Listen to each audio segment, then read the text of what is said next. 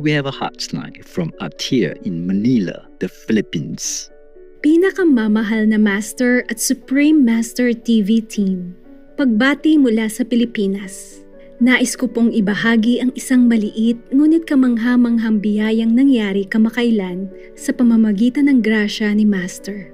Sa mga ilang buwan na nakalipas, simula nang ako'y lumipat sa aking kasalukuyang tahanan, ang convenience store sa loob ng aming residential complex ay hindi nagtitinda ng sariwang gulay at prutas.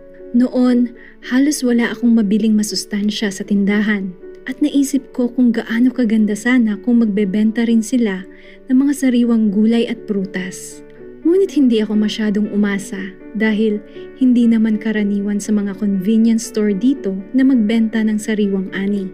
Subalit makalipas ang ilang buwan, habang tuloy-tuloy kong pinaplay ang maraming Supreme Master TV Max screens, may nangyaring kamangha-mangha.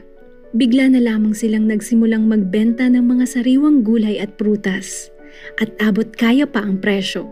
Isang napakagandang biyaya nito, hindi lang para sa akin, kundi para sa lahat ng naninirahan sa malaking condominium complex na ito.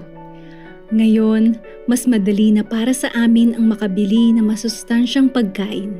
Naniniwala ako na ito ay bunga ng napakalakas na kapangyarihang nagmumula sa Supreme Master TV Max multiple screens na nagpe-play ng 24/7 sa aking apartment. Wala pong sapat na salita para maipahayag ang lalim ng aking pasasalamat sa inyong walang hanggang pag-ibig, patnubay at mga biyaya sa aking buhay. Pati na rin sa mga biyaya na ipinagkaloob ninyo sa Pilipinas. Lumalago na rin ang veganismo sa aming bansa, lalo na sa Maynila. Ang mga miyembro ng ating asosasyon dito ay nagmamanage ng isang Facebook group na tinatawag na Filipino Vegans.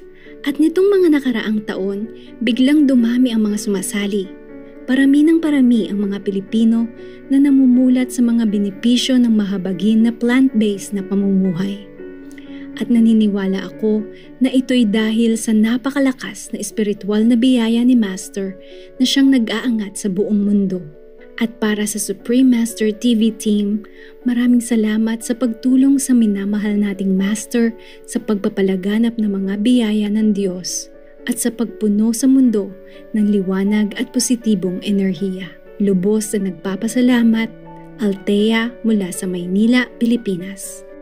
Conjini Atia, what a pleasant surprise to be able to enjoy nature's bounty hazard-free. We are hopeful that more people around your residential area will cook vegan meals now that there is now this convenient source for produce. Please share the link to Supreme Master TV Max with your new neighbors so that they too can enjoy the blessings. May the glorious lights from heaven uplift you and the family-oriented people of the Philippines. Supreme Master TV Team. P.S. Master lovingly replies to you, Thoughtful Atia, thank you for spreading positivity with your story. It is always nice to enjoy a plate of harvest fresh goodness. There are many little miracles in life to be grateful for. Glad that you can appreciate them. Practice Kuan Yin meditation diligently and your consciousness will be attuned to the divine power. May a beautiful future await you and the tropical paradise of the Philippines. Love you.